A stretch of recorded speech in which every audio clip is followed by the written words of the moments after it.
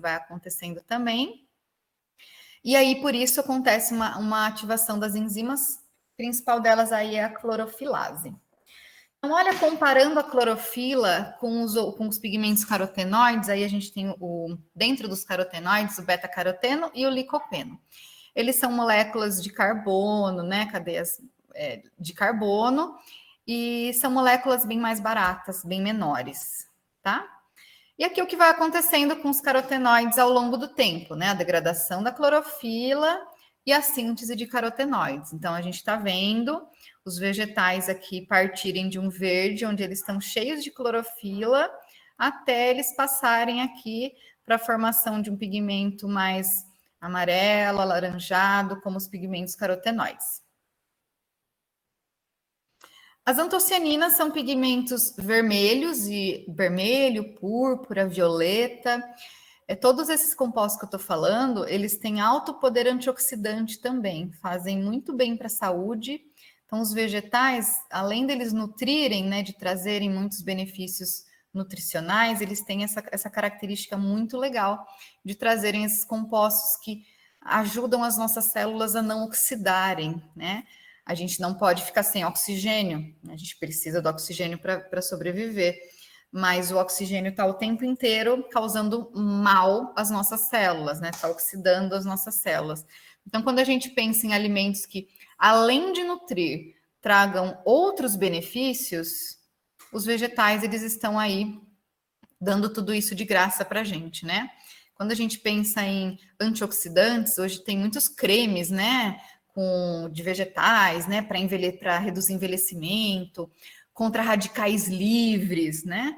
Na verdade, os alimentos, eles têm essa capacidade antioxidante que vão agir contra os radicais livres que são formados graças à presença de oxigênio. Então, os vegetais fazem isso para a gente de uma maneira muito boa. Então, são os pigmentos vermelhos arroxeados, que são degradados pela temperatura, pH, oxigênio, pH ácido. E até eu coloquei aí coloquei a uva, né, aí para gente entender que a uva é um composto rico em antocianinas. E eu coloquei aqui uma plantinha que é a hortênsia, que não sei se vocês já souberam disso, mas ela muda de cor conforme o pH do solo. Às vezes vocês veem em alguns locais a hortênsia azul e em outros locais a hortênsia cor-de-rosa. É por conta do pH do solo. Então, quando a gente tem o pH mais ácido ou menos ácido, ela vai modificando. Ela é um indicativo, uma planta indicadora de pH. Tá?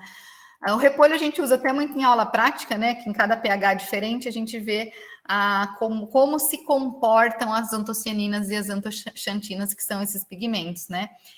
Aí tem os valores de pH diferente, né? A gente vê aí que ela vai variando bastante a sua cor. Então, num alimento, não estranhem quando a gente pinga limão, muda de cor. A gente está deixando o ambiente mais ácido, né? Ou coloca algum outro tipo de ácido orgânico, um ácido ascórbico, qualquer outro tipo de ácido que a Anvisa libera para a gente colocar, né? E a coloração muda mesmo. Alguns pigmentos têm essa característica que é bem interessante. E aqui é um pigmento da beterraba, que é a betalaína. Também, olha que pigmento curto, pequeno. Então, eu coloquei a estrutura para a gente ter essa noção. Perto da clorofila, o gasto energético para manter a clorofila, para produzir clorofila, é muito maior do que todos os outros pigmentos. Então, é uma forma de economia de energia a planta ficar amarela. Tá? E no nosso caso aqui dentro da pós-colheita, dentro das alterações, né, das modificações bioquímicas, ela vai ficar com uma coloração mais atrativa. E aqui do tomate, o licopeno, que também ele é um pigmento carotenoide, como eu falei, e o que vai acontecendo aqui com o licopeno ao longo do tempo, né? Ele vai sendo formado. Dentro do sabor, aí, a gente já mudando das características, dentro do sabor, a gente falou de textura e a gente falou de cor. Agora a gente fala do sabor. A gente tem as mudanças nos carboidratos, a gente tem diversos carboidratos dentro dos vegetais. Os vegetais, eu estou falando aqui de frutas e hortaliças. Eu sei que tem vegetais que são mais ricos em proteínas, né? Tem as castanhas, tem algumas leguminosas, né? O feijão, ervilha, soja, mas eles não são o enfoque aqui da conversa de hoje. Dentro dos carboidratos, e eles são muito importantes nos vegetais, dentro dos frutos, os frutos não são tão ricos, em geral, em proteínas assim, né? Então, a gente vai falar principalmente do sabor que é relacionado aos carboidratos. Então, a gente tem de monossacarídeos, que vocês devem lembrar o que são, né? Esses compostos, a gente tem os mono, os di e os polissacarídeos. O amido, ele é um tecido de reserva para os vegetais, então eles têm ali nos amiloplastos, dentro das células vegetais, e também tem os de estrutura, que estão na parede celular, que são as celuloses, a hemicelulose e a pectina. A pectina a gente já falou dela agora há pouco, né? Falamos da importância da pectina, falamos da pectina do ponto de vista do processamento de alimentos, que ela é importante para a formação do gel, que quanto mais velha a fruta, essa pectina, como ela vai sendo quebrada, ela não forma um gel legal na hora de fazer uma geleia. Enfim, a gente vai focar aqui no amido, que é um produto de reserva, né, um carboidrato de reserva, e nos açúcares, tá? Nos monoindisacarídeos. Nos frutos que não armazenam amido, como o mamão, os teores de açúcares eles vão variar muito pouco com o amadurecimento. Então, o teor de açúcar com o qual o fruto é colhido é o teor que a gente vai encontrar lá no momento do consumo, tá?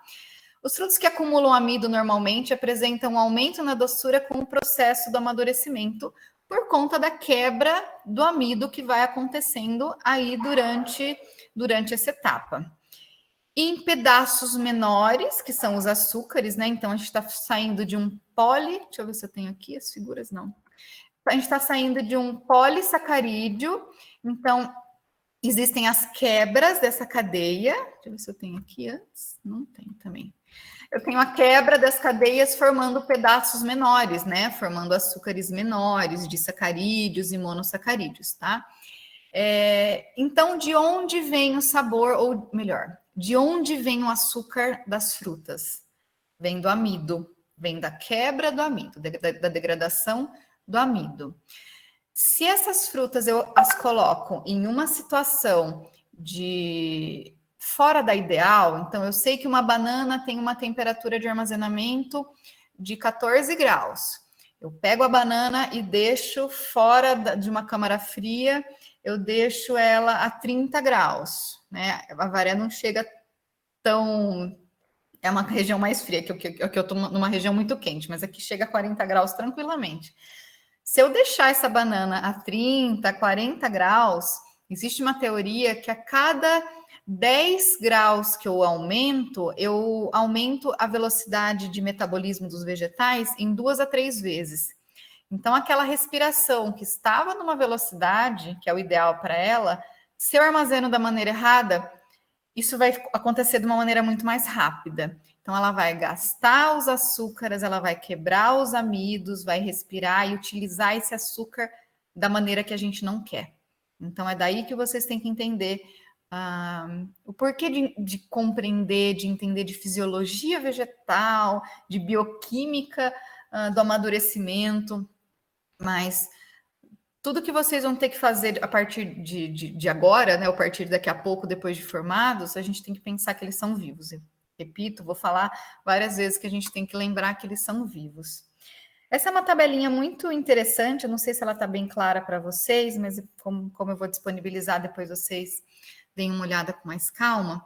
Aqui a gente tem a banana, a composição de bananas em diferentes fases, classificados pela cor da casca.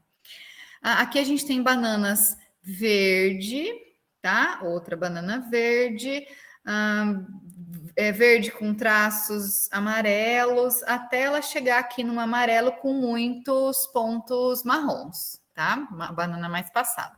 Então, a gente sai aqui de uma banana verde para chegar numa banana marrom, mais passada. E olhem a quantidade de amido, que está em azul, depois de açúcares redutores, que está aqui em laranja, para a produção aqui de outros açúcares simples aqui, que está em cinza. Então, olha o que vai acontecendo com o amido, né? A quantidade que vai diminuindo aqui em porcentagem, tá? Até a gente chegar aqui no final, na banana bem passada,